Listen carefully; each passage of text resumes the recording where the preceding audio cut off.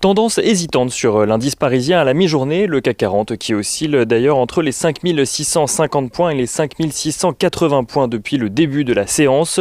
Une pause après la progression de l'indice la semaine dernière qui peut s'expliquer par l'attente de nouvelles importantes en fin de semaine comme le discours de Joe Biden sur son projet de plan de relance jeudi ainsi que le début de la saison des résultats aux États-Unis qui commencera jeudi également. Mais une pause sur l'indice parisien qui peut également trouver sa source dans la résurgence de cas de Covid-19 à travers le monde avec notamment la nouvelle souche découverte au Royaume-Uni qui a désormais été identifiée aux États-Unis également. Alors que le pays est toujours un des plus atteints par la pandémie, plus de 375 000 décès sont en effet recensés dans le pays depuis le début donc de la pandémie.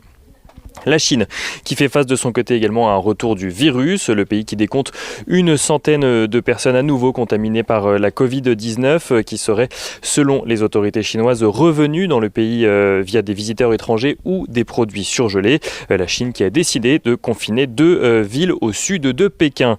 Au-delà des inquiétudes sanitaires, les investisseurs suivent de près les procédures d'impeachment qui visent Donald Trump aux États-Unis. Les démocrates ont en effet voté hier au sein de la Chambre des représentants une résolution en vue de la destitution du président sortant. À la suite des récents événements au Capitole, ces derniers l'accusent d'avoir incité ses supporters à se rendre et à envahir le Capitole. Une première étape dans le processus qui nécessite encore d'être voté par le Sénat, cette fois-ci, à moins que le vice-président actuel ne déclare le président américain inapte, ce qui reste peu probable à une semaine de l'investiture de Joe Biden.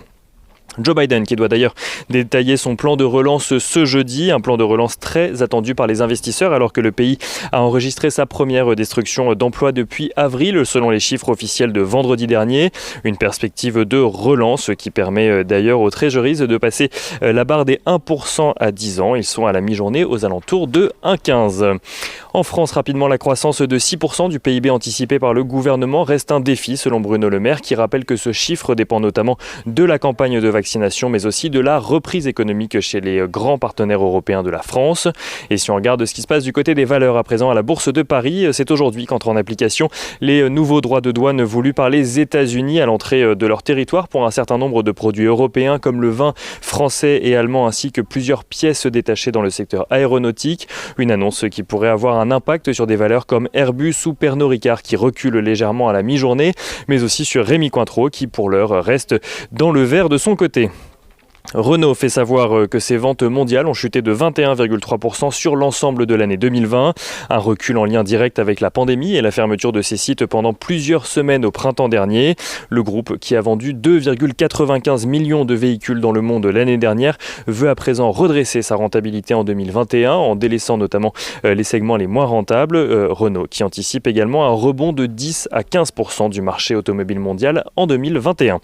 Et on notera également que Sodexo continue sa progression après des résultats meilleurs que prévus publiés la semaine dernière. JP Morgan passe de sous-performance à neutre sur le titre et relève son objectif de cours de 55 à 80 euros. Sodexo, dont le titre gagne près de 4% à la mi-journée.